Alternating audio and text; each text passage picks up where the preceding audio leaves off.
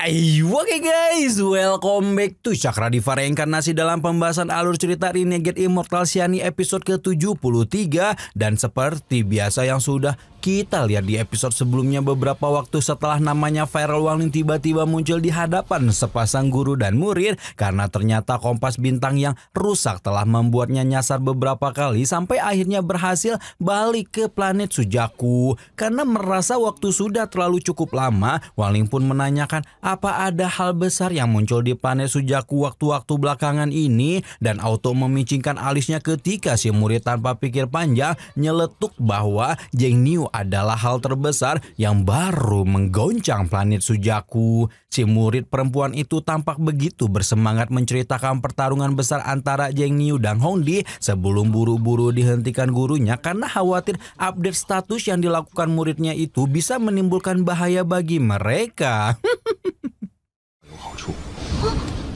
Wangling jelas memahami apa yang dipikirkan oleh si guru dan tidak berniat untuk memaksa keduanya bercerita lagi. Kendati demikian, update status yang dilakukan oleh si murid tetap harus dihargai, dan Wangling pun memberikan sebuah botol giok berisi pil penghancur bumi yang dikenal bisa membantu seseorang menyempurnakan formasi intinya hingga membuat sepasang guru murid itu hanya bisa meraung kegirangan. Baru setelah bagi-bagi pil, Wangling yang memang baik hati dan tidak sombong itu pun melesat pergi sambil memikirkan bagaimana kabar ayangnya siapa lagi kalau bukan Eneng Limuan, dan berpikir bahwa saat ini adalah waktu yang tepat baginya untuk pulang kampung ke negara Chu.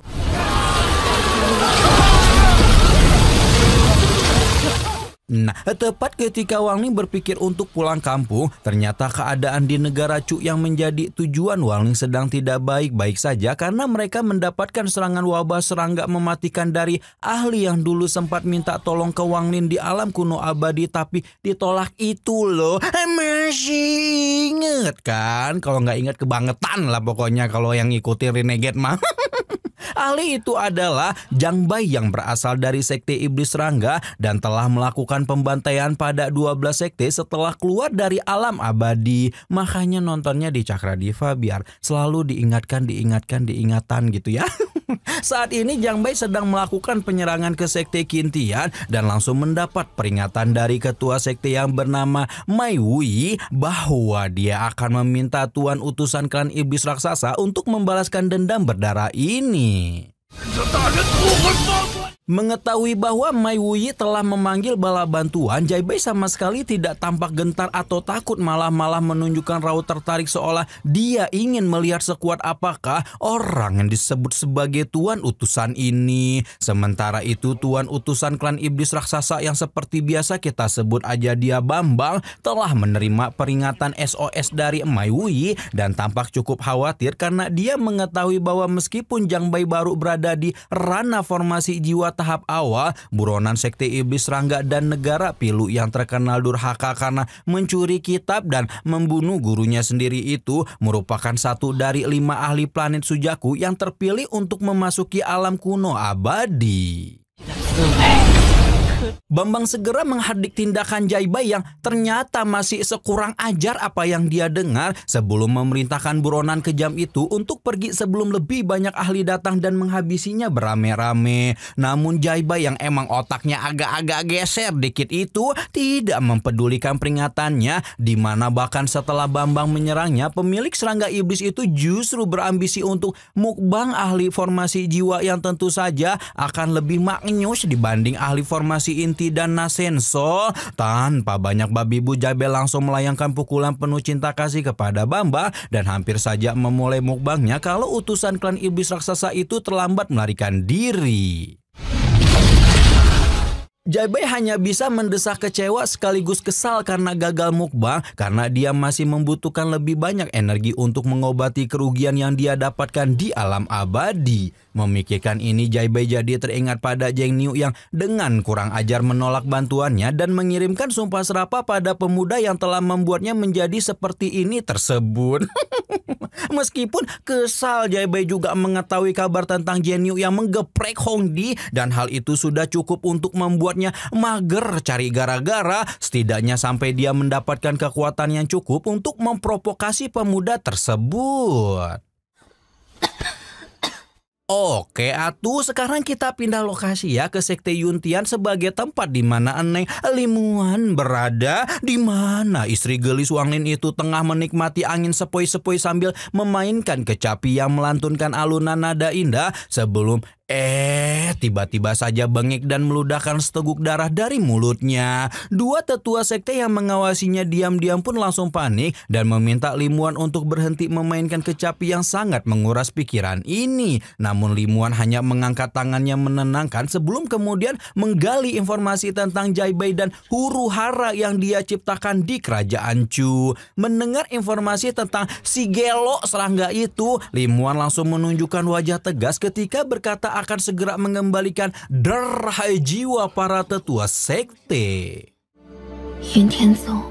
Sementara Limuan pening memikirkan nasib sekte Yuntian, dua tetua justru menggibahkan tentang Jeniu yang akan sangat bagus kalau tiba-tiba saja mampir ke negara Chu dan memberikan pertolongan. Selain itu mereka juga membicarakan Limuan yang sekarang kondisi fisik-fisiknya juga sangat buruk karena tetua sekte mereka itu telah gagal menerobos ranah jiwa Nansen 3 kali dalam 100 tahun. Nah, ceritanya menerobos ranah Nansenso dapat menambah jangka hidup seseorang, namun karena gagal ya sekarang istrinya Wanglin itu sudah di tengah sakaratul maut ya karena waktu kehidupannya yang udah menipis.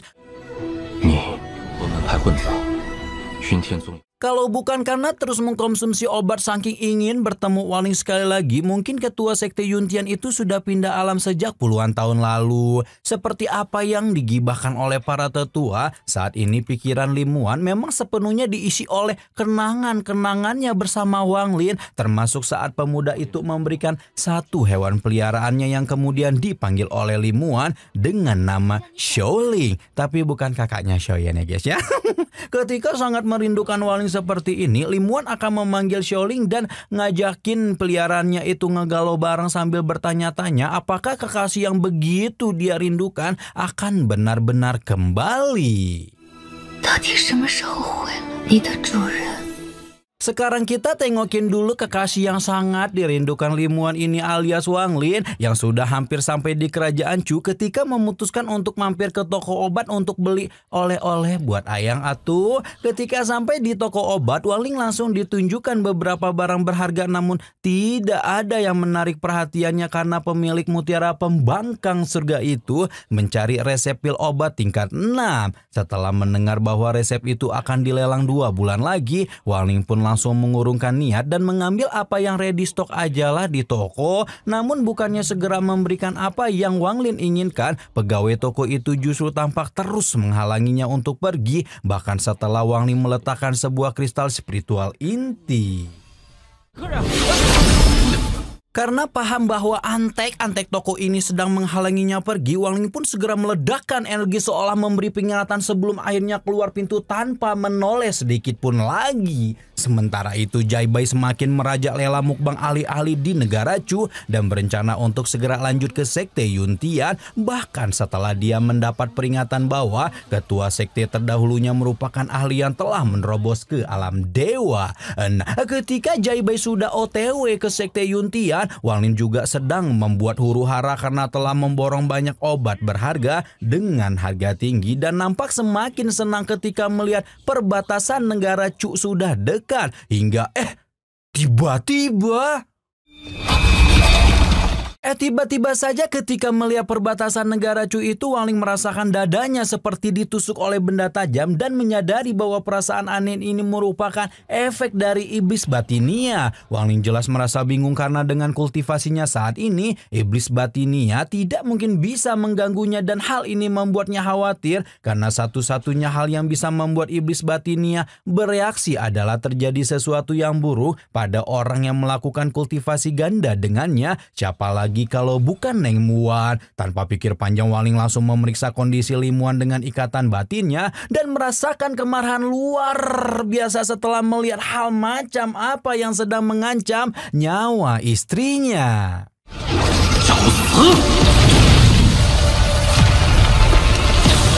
Sementara Wangling BRB OTW ke Sekte Yuntian, kondisi di sekte yang dituju sudah menjadi sangat tegang di mana para tetua termasuk juga Limuan sebagai ketua sekte berkumpul di halaman utama untuk membentuk tabir pelindung. Tabir pelindung ini jelas merupakan sesuatu yang disiapkan untuk menyambut kedatangan Zai Bai, dan Limuan sekali lagi memperingatkan betapa berbahayanya pertempuran ini dan mempersilahkan siapapun yang tidak ingin berperang untuk mundur. Namun para tetua sekte yang dahulu memusuhi Limuan sekarang justru menumbuhkan rasa hormat kepadanya, mengingat betapa banyak pengorbanan yang telah dilakukan ketua sekte itu untuk mereka. Karena itulah tanpa pikir panjang para tetua menyatakan bahwa mereka akan tinggal dan melewati kematian bersama. Sementara para tetua dan murid sekte melakukan sumpah mati di hadapan Limuan, gerombolan serangga iblis yang dikendalikan oleh Zai Bai akhirnya datang ketika buronan negara Buli itu tanpa tedeng aling-aling meminta ketua sekte Yuntian untuk menyambutnya secara pribadi. Mendengar itu Limuan langsung maju dan mengajak Zai Bai berdiskusi di mana apabila pengendalian serangga itu memang menginginkan obat, maka sekte Yuntian pasti akan berusaha keras untuk memenuhinya. Zai Bai tidak mengindahkan perkataan Limuan dan justru berusaha menghancurkan formasi yang sebenar-benarnya dipasang oleh para petinggi klan iblis raksasa untuk melindungi sekte mereka. Karena sekte Yuntian memang merupakan anak perusahaan klan iblis raksasa, Limuan pun berusaha sekali lagi mengajak Zai Bai untuk bernegosiasi dan melepaskan mereka demi klan iblis raksasa. Namun Zai Bai malah tertawa julid ketika mendengar hal itu dan menyayangkan kepercayaan Limuan pada para klan iblis raksasa karena mereka tidak akan datang. Tepat ketika formasi berhasil dihancurkan sebagian, Limuan segera memerintahkan para murid untuk pergi lebih dulu daripada semakin banyak korban jiwa berjatuhan. Namun ternyata Zai Bai sudah menyebarkan serangga iblisnya ke segala penjuru sekte, dan tepat ketika para murid keluar dari tabir, mereka langsung dilahap dengan begitu kejam.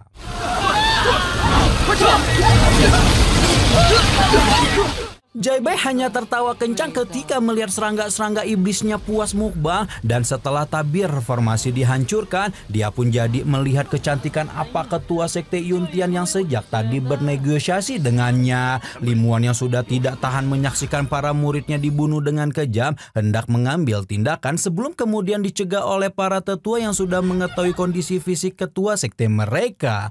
Para ketua itu menggantikan Limuan mengajak Zai Bai bernegosiasi, namun pengendali hama itu sama sekali tidak bergeming, malah memerintahkan para tetua untuk membunuh diri mereka sendiri. Sementara Limuan menjadi simpanannya. Aduh, kurang ajar ya, belum tahu kamu datang Wangling nanti. Ketika itulah serangan para tetua juga berhasil dipatahkan dan Zai Bai hampir menyerang Limuan dengan serangannya. Tapi Ternyata tetua perempuan satu-satunya di sekte Yuntian justru mengorbankan nyawanya sendiri untuk melindungi Limuan, dan hal itu langsung membuat sang ketua sekte Yuntian meraung penuh kepedihan. Limuan tak kuasa menahan banjir di wajahnya ketika menyaksikan semakin banyak murid sekte yang tidak salah berguguran, sementara Zai Bai semakin tertawa senang seolah melakukan pembantaian dan penindasan seperti ini memang memberikan kepuasan untuk antek dajal sepertinya. Pembantaian terus berlangsung sampai kemudian Zai Bai berhasil menghancurkan tabir pelindung terakhir Limuan sebelum Xiaoling keluar untuk melindungi pemiliknya. Xiaoling meraung ke udara dan melepaskan teriakan supersonik yang sempat memukul mundur Zai Bai beberapa saat. Namun betapapun kuatnya Xiaoling, dia yang sendirian jelas tidak bertahan lama melawan para serangga iblis yang tak terhitung jumlahnya, dan akhirnya juga ikutan menjadi bahan mukbang serangga iblis selanjutnya. Menghilangnya Xiaoling membuat Limuan tidak lagi memiliki daya dan upaya untuk melindungi diri, sehingga membuat ketua sekte Yuntian mengucapkan maaf dalam hati karena tidak bisa menunggu Wangling seperti janjinya dan bersiap untuk menerima kematiannya. Hingga akhirnya mamam koplok sia. Gemes deh.